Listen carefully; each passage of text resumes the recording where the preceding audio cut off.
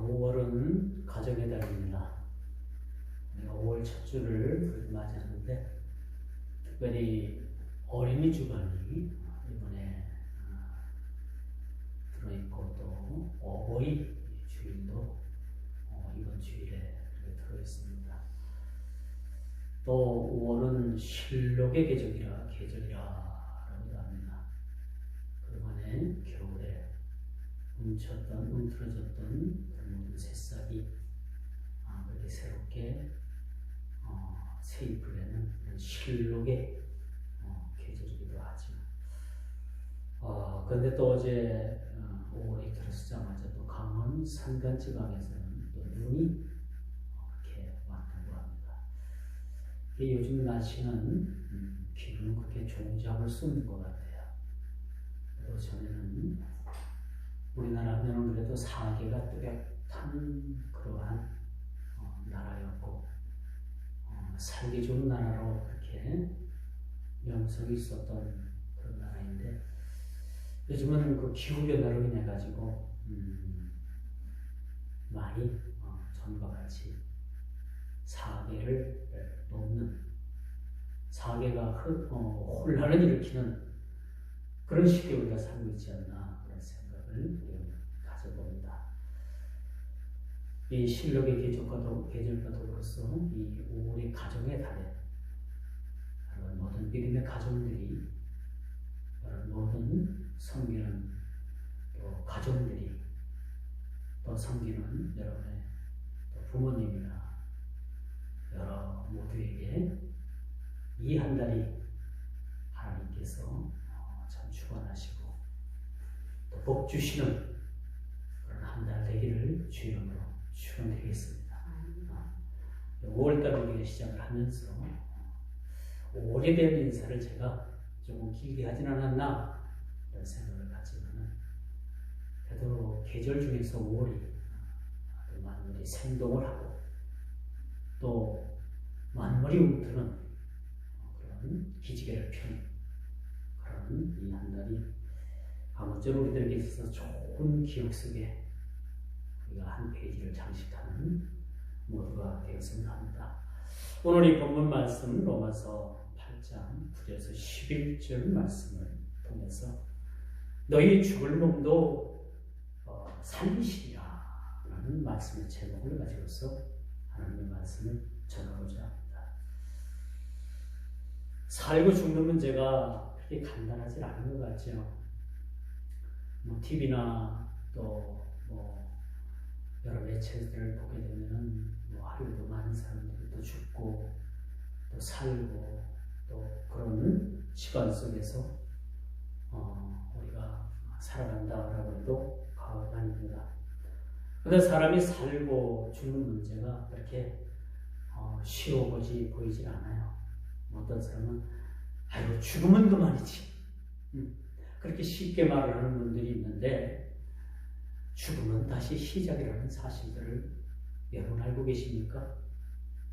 하나님께서 온 우주 만물을 창조하셨을 때 특별히 우리 인간에게만 하나님 형상대로 지음받은 그 우리 인간에게만 하나님께서 영혼을 만드셨어요. 우리 육신 속에 영혼을 함께 깃들게 만들어주신 거죠. 짐승은 영혼이 없어요. 영혼이 없습니다. 특별히 영혼이 함께 존재하는 것은 특별히 하나님의 형상대로 지음받은 우리 인간밖에 없다는 거죠. 그래서 우리 육신은 죽을지언정 우리 영혼은 죽을 수 없고 영혼은 불멸하는 겁니다. 죽지 않는 거예요. 그럼 믿지 않는 사람들은 어떨까? 믿지 않는 사람들도 죽지 않습니다. 하나는 영생으로 한 부류는 영벌로 나눠지는 것뿐이죠. 이처럼 그래서 우리가 인간이 살고 죽는 문제가 그렇게 간단하지 않다는 거예요. 어떤 사람은 살아도 사는 목숨이 아닌 사람이 있고요. 어떤 사람은 죽은 듯 보여도 그 사람 속에는 생명력이 아주 왕성하게 그렇게 살아있는 분들을 보게 됩니다. 지금 저와 여러분들의 상태는 어떻습니까? 살아계십니까? 죽었습니까? 살아있어요? 살아있죠? 우리 삶 속에 하나님의 영이와 계시고 우리 영혼은 날마다 하나님에 대한 하나님의 말씀으로 우리 영혼의 귀가 세워집니다. 그래서 우리 성도들은 날마다 하나님의 말씀의 양식을 듣고 먹고 누리고 그 속에서 우리가 살아가야 되는 거죠. 우리 영혼의 양식이 뭡니까? 영혼의 양식이 뭡니까? 하나님의 말씀이죠. 하나님의 말씀은 주옥같이 그 무엇으로도 표현할 수 없는 달고도 단 그러한 열매와도 같은 거라고 우리가 볼 수가 있습니다. 이처럼 우리가 가진 소유가 많고 적음을 떠나서 가진 소유가 많다고 부유하게 사는 사람들은 부유하게 사는 것은 아니더라고요. 어떤 사람은 가진 재물이 많아도 있는 거 표시하지 않고 얼마나 검소하게 사는지 몰라요. 이번에 우리나라 최대 인류 기업인 S기업에서 그 부모로부터 물려받은 상속세를 내는데 그 상속세가 거의 12조 원이랍니다. 여기 1조 원만 해도 이 머리에서 계산이 안 되죠. 그런데 12조 원을 상속세로 내고 그리고 그 부친이 가지고 소장하고 있던 국보급 그런 그림들을 아주 많은 것들을 국가에다가 그렇게 내놓는 모습을 보게 됩니다. 과거 우리나라 S기업 하면은 그 밀수 같은 걸로 해가지고 성장했던 기업이에요, 사실. 밀수. 근데 이제 1세대가 가고 2세대, 3세대째인 그 3세대가 되니까 3대가 되니까 이렇게 국가에 이렇게 많은 헌납도 하고 또 그동안 돈을 많이 벌어서 상속세 12조 원이라는 돈도 내고. 그런데 아이러니한 게 뭐냐? 지금 그 총수가 감옥에 가 있다는 거예요. 아이러니하지 않습니까? 사실 이게 인생입니다. 그래서 저는 그렇게 생각을 해요. 우리 사람이 가진 모든 그런 유물을 많고 적음을 떠나서 행복의 지수는 우리가 많이 갖고 적게 가진 것에서 기인할 수 없다라는 생각을 가져보는 부자라고 해서 맨날 좋은 것만 먹고 후유식하고 행복하게 사느냐? 사실은 그것 아닌 것 같습니다. 그렇다면 우리의 행복을 어디서 찾아야 될까요? 우리 행복이 어디서 온다고 봅니까?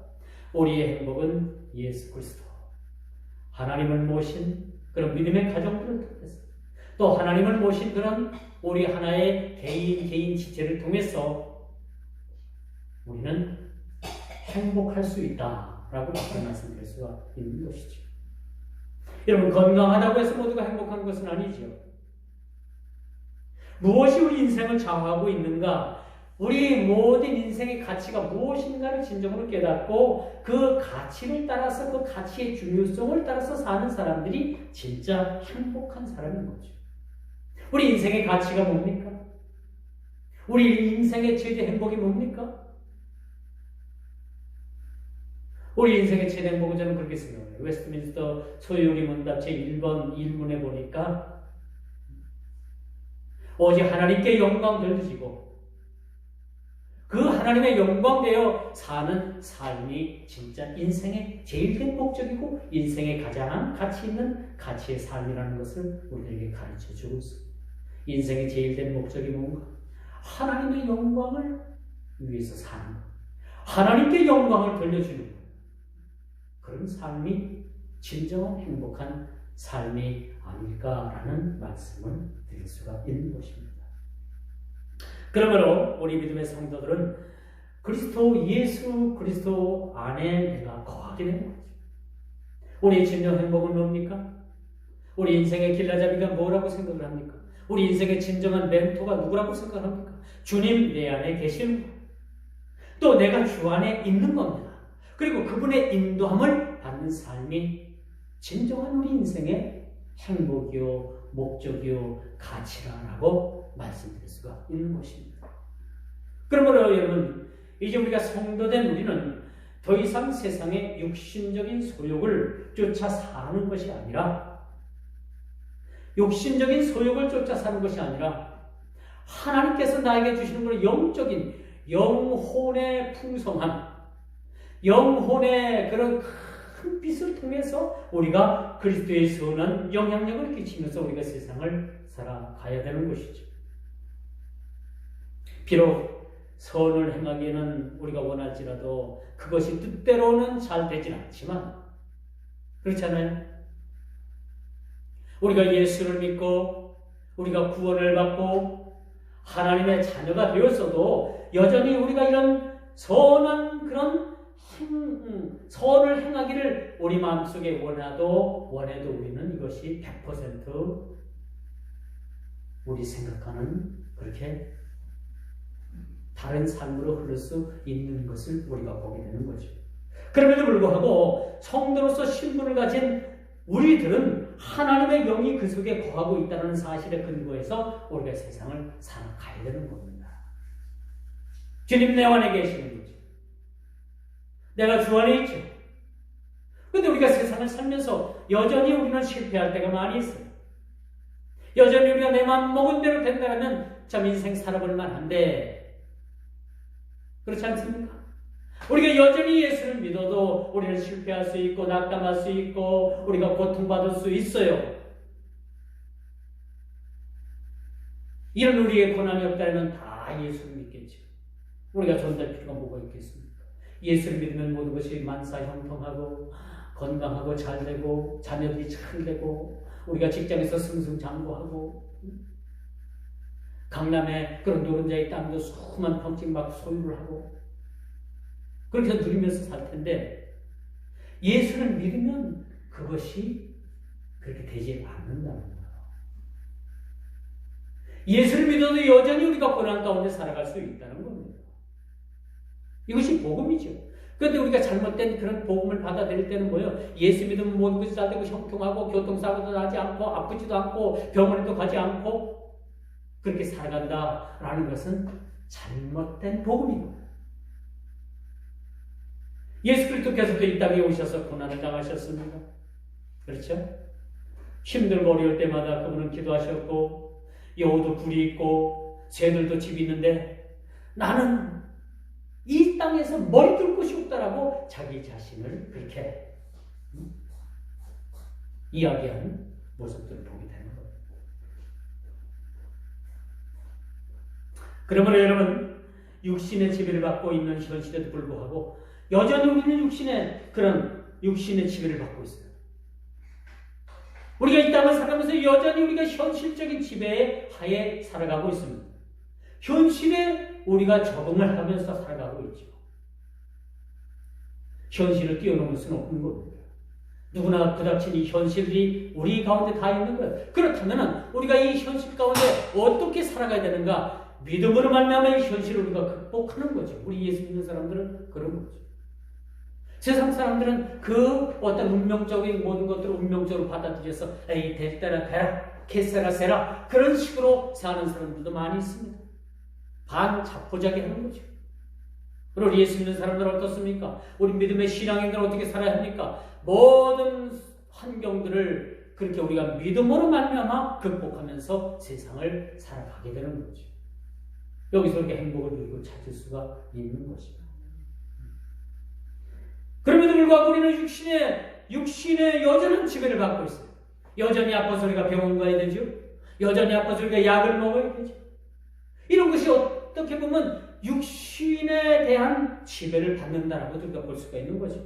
그럼에도 불구하고 성도는 그 속에 하나님의 영이 지배하심으로 말미암아 하나님께서 거하심으로 말미암아 영에 속한 자의 신분을 따라서 우리가 세상을 살아가게 되는 거예요. 그러므로 여러분, 이 땅에 우리가 백성이지만은 동시에 하나님 나라의 백성이라는 사실도 우리가 알게 되는 것입니다. 많은 사람들이 육신적으로 건강하고 오래 사는 것을 인생의 최대의 낙으로 알고 그것을 행복으로 알고 살아갑니다. 육신의 건강과 행복이 영적 충족을 누리는데 큰 기여를 못한다는데 여러분, 여기서 우리가 깨닫는 점이 있는 것이죠. 아무리 우리가 육신적으로 건강하고 가진 소유가 많아도요, 이것이 우리 인생의 행복의 지수가 될 수 없다는 거예요. 진정한 우리의 행복은 예수 그리스도와 더불어서 고난도 함께 누리고, 우리가 주님과 더불어서 함께 즐거움도 함께 누리고, 주님과 함께 끝까지 주어진 삶을 살아가는 것이 진정한 우리의 행복이라는 사실입니다.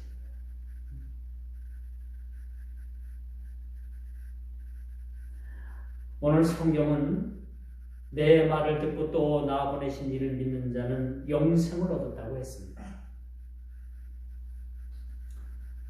내 말을 듣고 하나님의 말씀을 듣고 또 하나님께서 보내신 그 아들 예수 그리스도를 믿는 자는 영생을 얻었다. 또 어떤 사람은 그래요. 목사님, 제가 영생을 얻었는지 안 얻었는지 잘 모르겠어요. 잘 모르면 여러분 못 얻은 겁니다. 그럼 우리가 어떻게 확신을 해야 되느냐? 하나님의 말씀을 믿고 하나님의 말씀을 듣고 또 그 말씀하신 하나님께서 보내주신 예수 그리스도를 믿는 자에게는 영생을 주시겠다라고 요한복음 5장 24절에 그렇게 말씀을 합니다. 믿습니까? 하나님을 믿죠. 또 하나님께서 보내신 그 아들 예수 그리스도를 우리는 믿습니다. 우리 구주로 받아들이게 되는 거예요. 나의 구주로 고백을 하게 되는 거죠. 하나님은 나의 양보가 되셔서 나의 아버지가 되셨고 그 아들 예수 그리스도는 나의 구세주가 되는 거예요. 이걸 믿으면 우리는 영생을 얻게 되는 거예요. 그러니까 어려운 거 아니죠. 그렇다고 그렇게 쉬운 것도 아닙니다. 이것을 우리가 인격적으로 받아들이는 거죠. 믿음의 신앙으로 고백하게 되고 받아들이게 되는 거죠. 그렇게 되면은 우리가 영생을 얻겠다라고 요한복음 5장 24절에 아주 중요한 얘기가 나와요. 또 영생은 그 유일하신 참 하나님과 그의 보내신 자 예수 그리스도를 아는 것이라. 믿는 것, 아는 것, 행하는 것.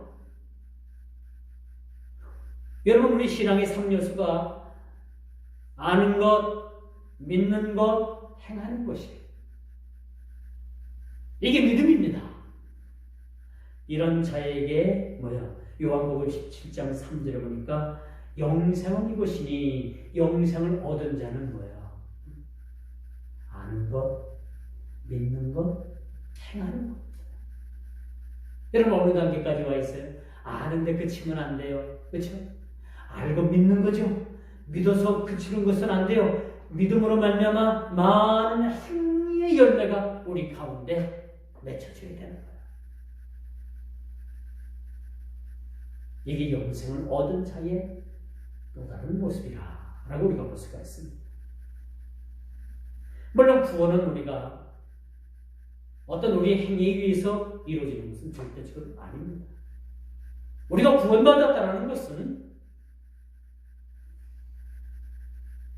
절대적인 그분이 모든 것을 행하십니다. 무결점자이신 그분께서 우리를 구원해 주신 거예요. 우리는 구원에 대해서 아무것도 한 것이 없어요. 내가 믿었고 믿음을 가졌고 아니에요.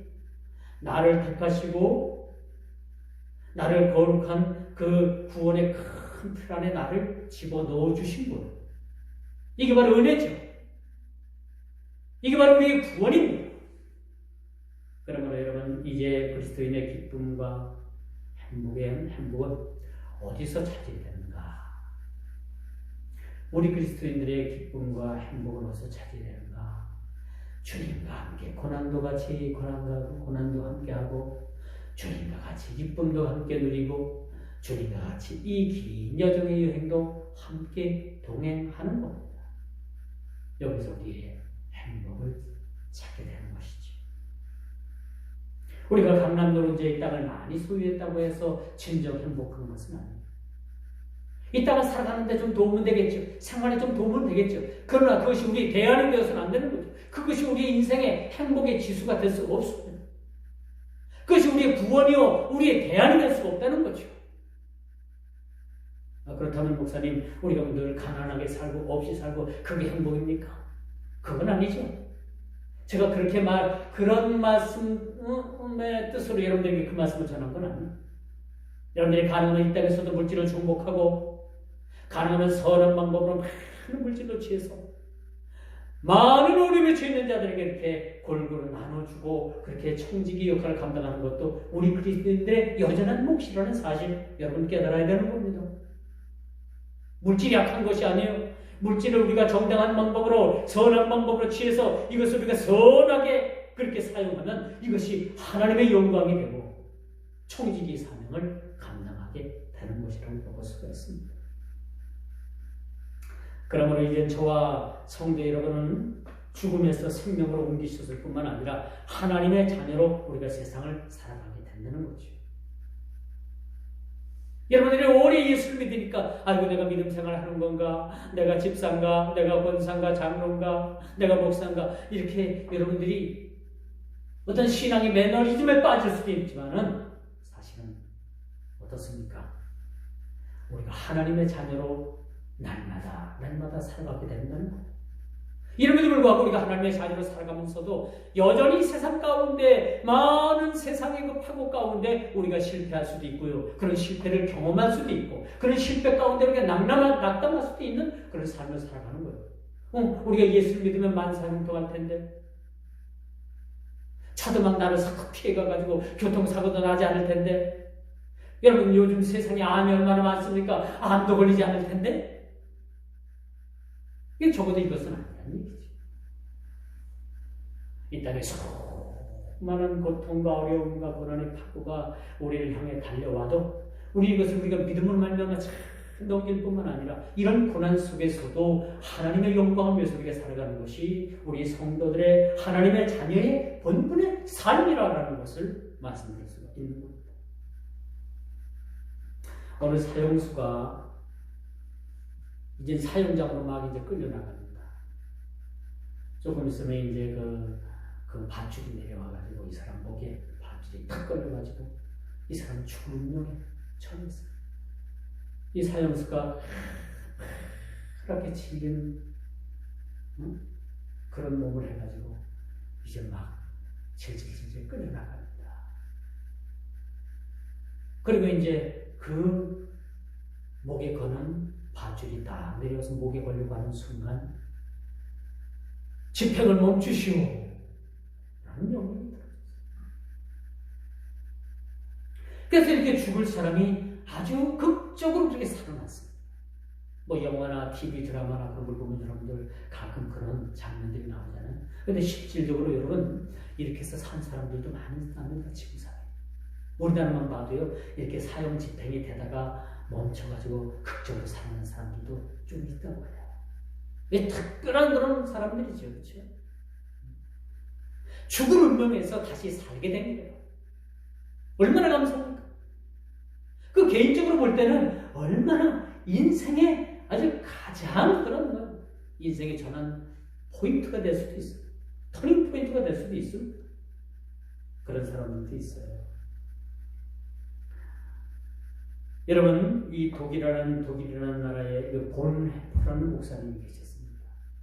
이 사람은 신학자요, 정치가이기도 합니다.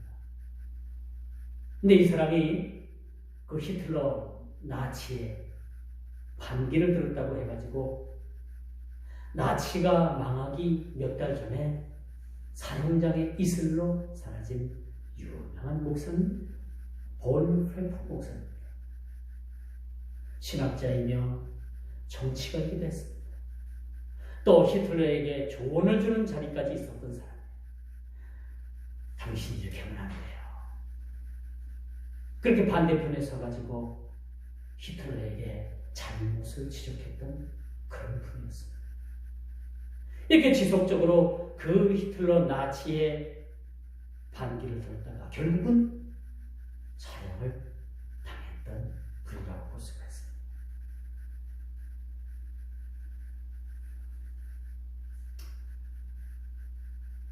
그리고 이분은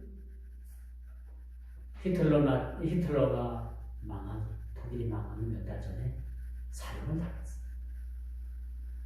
사람이 살아가면서 생사 기로에 놓일 때가 인생의 가장 위기라고 생각을 합니다. 그렇죠? 사느냐 죽느냐 그런 기로에 놓여 있을 때가 가장 인생의 위기라고도 볼 수가 있어요. 그런데 더 큰 위기는 뭐냐?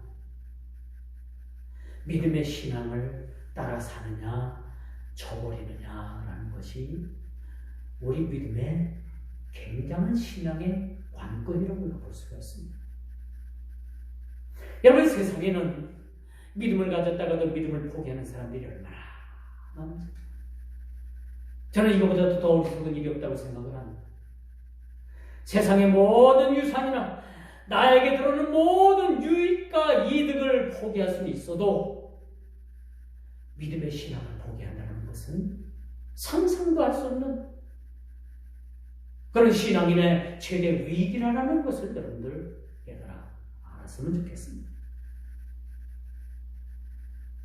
그러므로 여러분, 마태복음 10장 28절에 보니까 그런 말씀이 나와요.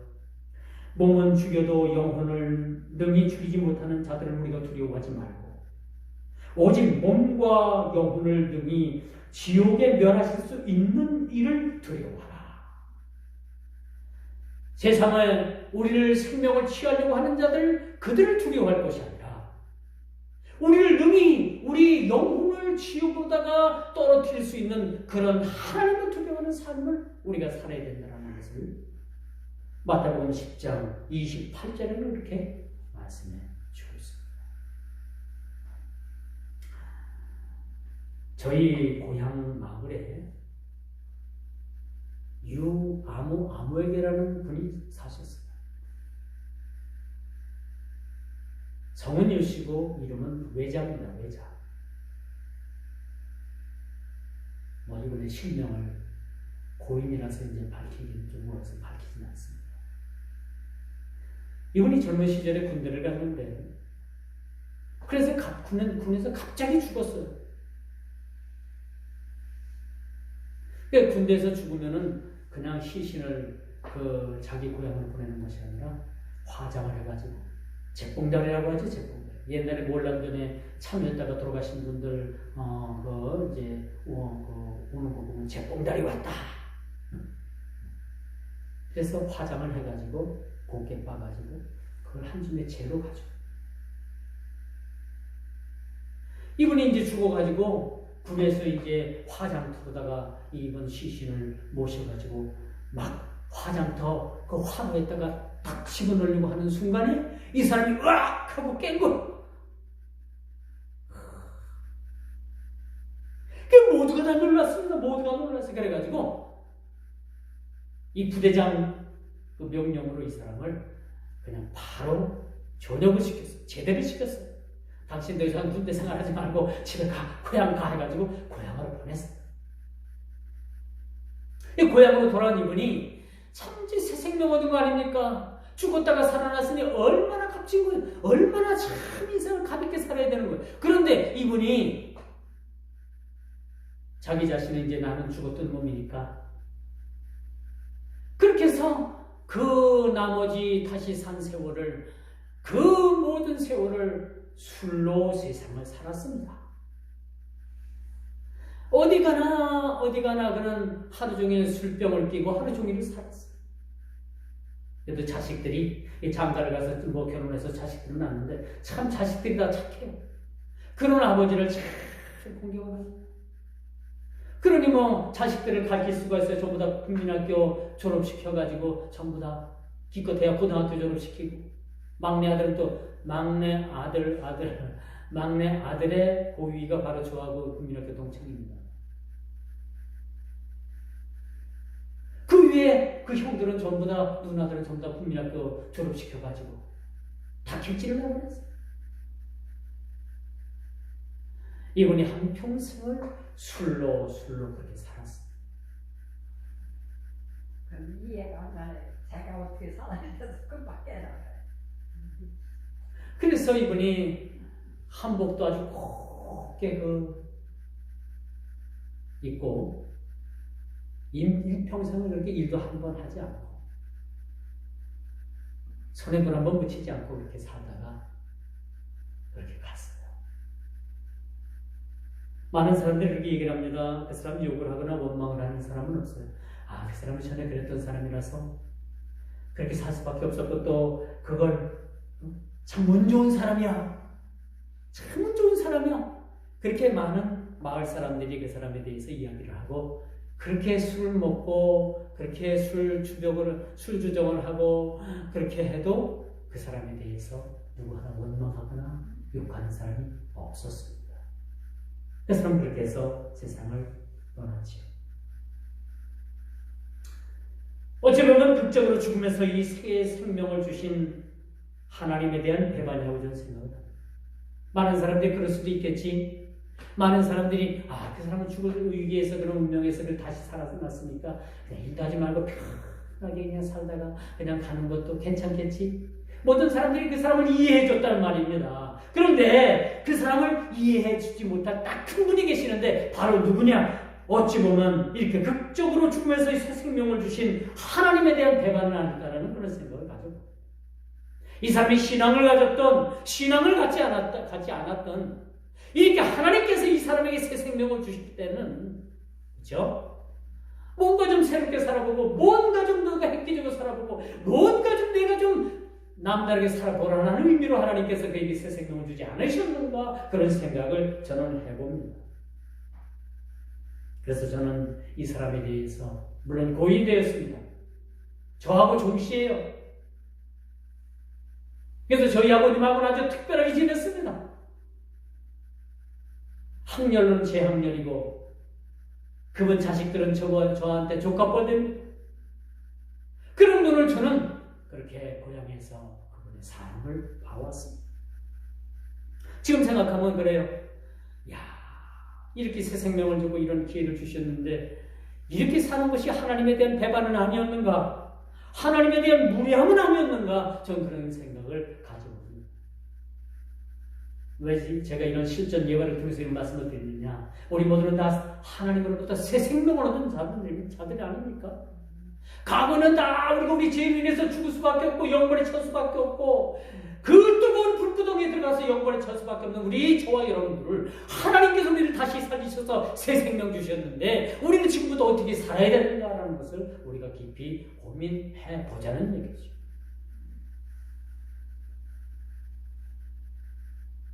이 새 생명의 기회를 얻고도 그 기회를 헛되이 날려버린 그 일에 대해서는 하나님께서 반드시 저는 책임을 묻지 않을까 그런 생각을 합니다.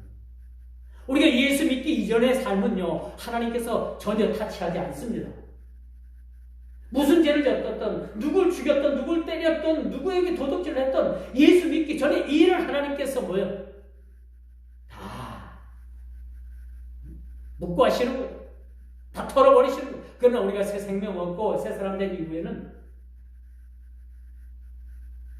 우리가 세상을 그렇게 거듭나지 못한 삶을 살아간다면 반드시 하나님께서 그에 대해서 우리에게 꾸중하실 것은 분명하다는 사실이죠.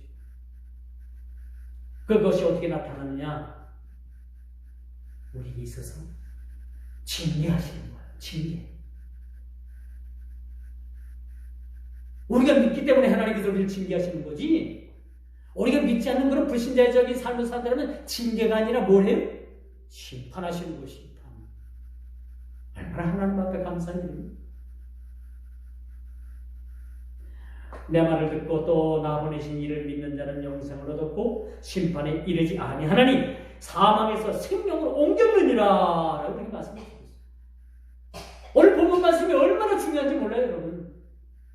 사망에서 우리를 생명으로 옮겼고 죽을 죄인에서 죽을 자에서 우리를 생명의 자리로 옮겼습니다. 그렇다면 우리가 생명의 자리로 옮겨진 우리가 어떻게 세상을 살아야 되는가? 어떤 사고관을 가지고 어떤 생각을 가지고 우리가 세상을 살아가야 되는가? 라는 것을 우리에게 말씀해 주고 있죠. 그러면 고린도후서 5장 17절에 보니까 아주 중요한 얘기가 나와요. 그런즉 누구든지 그리스도 안에 있으면 새로운 피조물이라. 보라 이전 것은 지나갔으니 새 사람이 되었다라고 이렇게 말씀해 주고 있습니다. 저와 여러분 모두는 새 사람 된 줄 믿으시길 바랍니다. 거듭남을 통해서 우리가 다가 새 사람 되었다는 사실. 새 사람 되었다. 죽음에서 생명으로 옮겨주신 것은 여러분 과학적 이론으로는 설명할 수 없는, 과학적 이론으로 설명될 수 없을 뿐만 아니라 하나님께서 우리를 특별한 존재로 우리에게 거듭나게 해주셨다는 겁니다. 요즘이 전 세계적으로 인종차별로 인해 가지고 이 세계가 전 세계적으로 참 극심한 그러한 갈등이 그렇게 빚어지고 있어요. 이런 일들이 어제 오늘 일들은 아니겠지만 이제 갈수록 이질화 내지는 또 양극화, 민족 우월주의, 극단주의 쪽으로 우리가 점점점 이렇게 흘러갈 것입니다. 이러면 우리 성도가 그리스도와 영적인 교제를 갖게 되었을 때 여러분 모두에게는 그리스도로 말미암아 새로운 창조 질서를 통해서 우리가 새 사람 되었다는 거야. 백인이 이 우리 동양계 사람들을 무시한다 하더라도 하나님은 우리를 무시하지 않습니다. 새로운 창조 질서를 통해서 우리가 새 사람 되고 또 새로운 존재로 우리가 세상을 살아가게 되는 거예요. 비록 사람은 서로 편견하고 편가르게 하고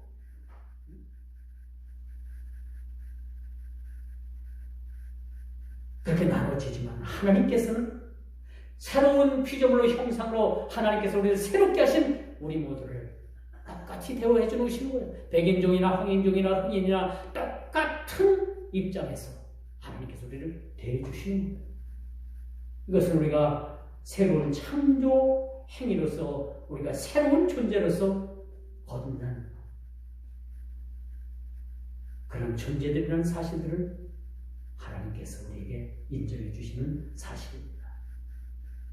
그러므로 이제부터는 우리가 내 안에 사는 이만 우리가 생각하면서 살아가게 됩니다.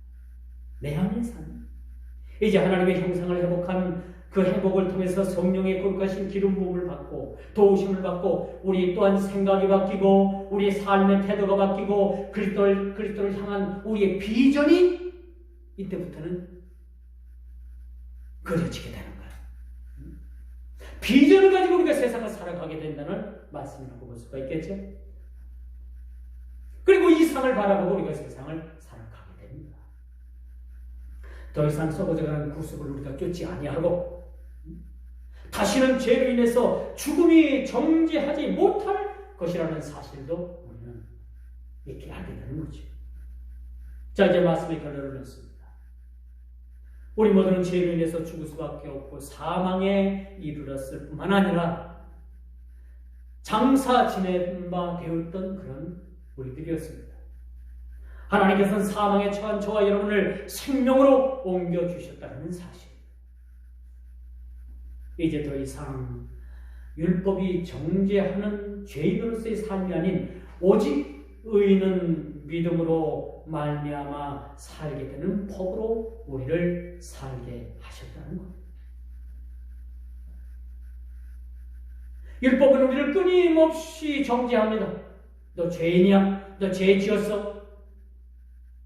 이 율법의 정죄함이 더 이상 우리를 죄의 자리에 내몰게 하는 것이 아니라 오직 우리는 의인은 믿음을 말미암아 살리라고 하신 그 말씀을 따라서 이제부터는 우리가 믿음을 말미암아 세상을 살아가게 됩니다.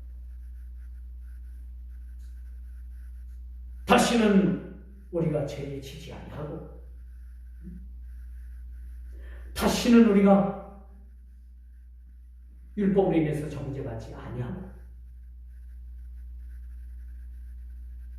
믿음을 통해서 우리가 살아가게 된다는 사실들을 믿으시기를 주님의 이름으로 축원드립니다.